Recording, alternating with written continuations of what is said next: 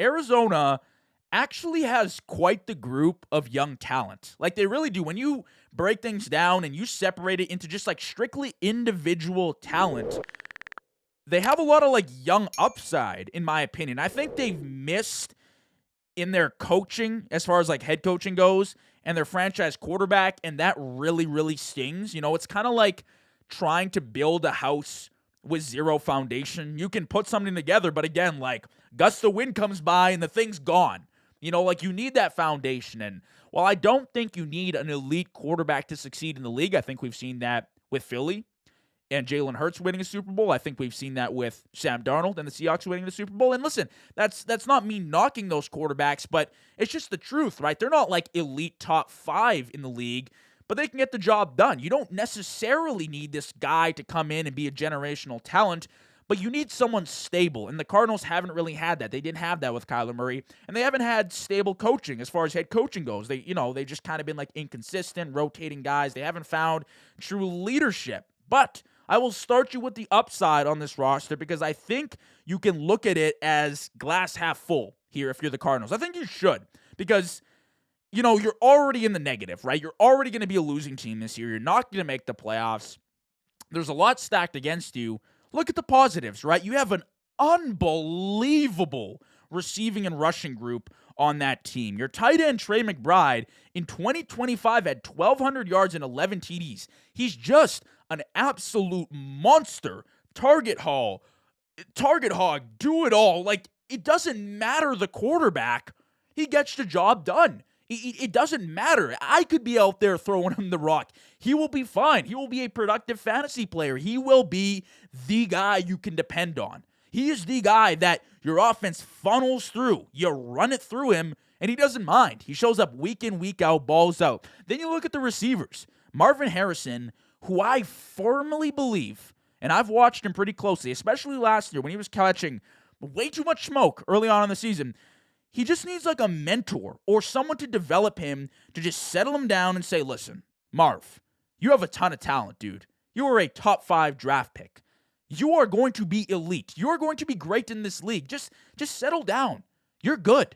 You've had a rough start. You've had 2 years of kind of like, production where we expected more out of you. That's fine. 2 to 3 years. That's cool.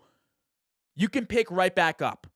You can be fine in this league. You can be a very good receiver in this league. Let's just settle you down. Let's find your franchise quarterback that, you build trust with. They build trust in you, and from there we progress. And then you look beside him, it's like, well, we also got Mike Wilson, one of the most slept-on receivers in the entire league. I actually did a little part on him early on in the offseason. I posted about it that he's just flat out phenomenal as a route runner, as a contested catch guy, as a big play guy. He does it all, really. So I'm looking at 3 guys in that receiving room who are legit options, in my opinion. And then the running backs, you have arguably, in my opinion, you do have a top 5 running back duo in the league. You drafted Jeremiah Love, and you added Tyler Algier in free agency, who's been an 1,000-yard rusher in his career early on in 2022. So it's like, holy crap, look at all this talent we got offensively. Where have we missed? We'll talk about that. You look at the defensive side of the ball. Stars scattered all over the place. You just kind of don't realize it because the Arizona Cardinals stink, to be honest with you. Josh Sweat last year, free agency acquisition after the Philly Super Bowl. 12-sack season for you in 2025. I know he's a little bit older. He's a veteran. Great year from him. Walter Nolen, when he played last year, was an impact player. He was a star for this defense. Will Johnson was my steal of the draft in 2025. Should be one of their best corners, if not their best corner for years to come. A guy that fell way too far due to injury. I think he'll be great. And then obviously Budda Baker, getting older for sure, but he's still holding down the fort for that defense. So listen, I just rattled off like 8, 9, 10 guys that are really, really good. We're talking like stars. We're talking like borderline superstars, some of them. Trey McBride, superstar, like phenomenal player. Jeremiah Love could genuinely be a superstar in this league behind a competent offensive line. Now, I didn't agree with them going out and drafting running back number 3 overall. Kind of crazy. It kind of gives me, Ashton Jeanty flashbacks from last year when everyone crashed out and I said that's not a good pick at all. Not because Ashton Jeanty's not talented, but because you don't have an offensive line. Well, people learned real quick that running backs, they can't do it all by themselves. This is like a 6-person job. It's not just a running back you throw out there and they're phenomenal, right? But when you look at it from an individual talent perspective, it's like, okay, we're not too bad. So I think Arizona has something to look forward to. I see where they're trending. They're trying to get talent in the building, and that's cool. And it's kind of unrelated, but I'll add this in there as well. They also have around $150 million ready to go in available cap space come 2027.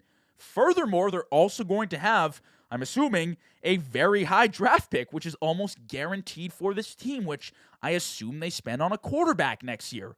So come 2027, you're probably sitting pretty sweet if you're the Arizona Cardinals and you make the right moves, of course. And, that's easier said than done, especially for organizations that have struggled, but I do think the opportunity's there. I think where they've gotten screwed over and where they're getting screwed over right now is 3 places, right? They're in an absolute gauntlet of a division, and I say that and I chuckle because it's kind of sad that they are with legitimately 3 playoff teams.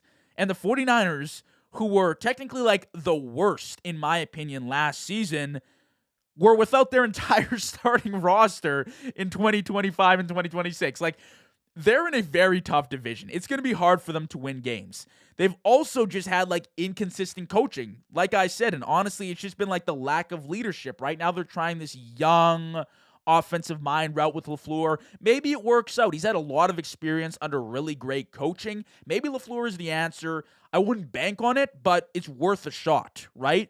And then number 3, most obviously, being the Kyler Murray project, kind of just like failed and fell apart right in front of them. And they're back to square one right now with no franchise quarterback. Like, listen, Jacoby Brissett, for what he did last year, was pretty incredible. Like, he could have won them games last year if they could just close out. They were like, I don't know, but I won't say it because I don't know what their record was, but it was really bad in 1-score games. And that's where NFL games are won, right, on the margins.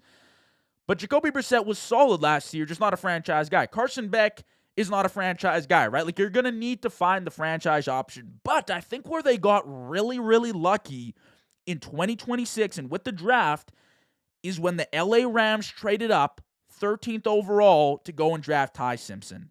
Because the Cardinals don't end up drafting into the first round, trading up late into the first round and drafting Ty Simpson. They don't draft Ty Simpson early on in the second round. They don't spend that draft capital on a quarterback that they almost feel like pressured to give an opportunity this year.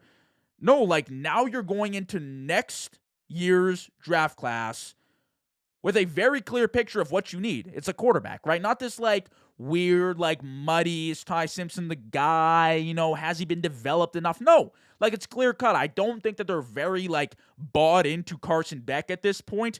You're going in to next year's draft, which should be, a lot of quarterbacks available. I know they say it every year, but it should be a lot of quarterbacks available. And you're saying to yourself, we can get much better value next year and be ready to go with the moves you make in free agency. If we can build up that offensive line a little bit, add pieces defensively, we draft a quarterback next year, bam, we're right there. It's a tough division, but we could be right there with the talent that we got. So I think from that standpoint, I'm excited as an Arizona fan. I know it's hard to be, especially when you're kind of anticipating your team goes 3-14 again, or like 4-13. Like, it's not going to be pretty for the Arizona Cardinals, but that's fine, right? Like, if there was any time to be rebuilding, it would be right now, in my opinion. Because the teams are really good around you. It's going to be hard to compete. You're going to have heartbreak after heartbreak. It's fine. Just stink for a little bit.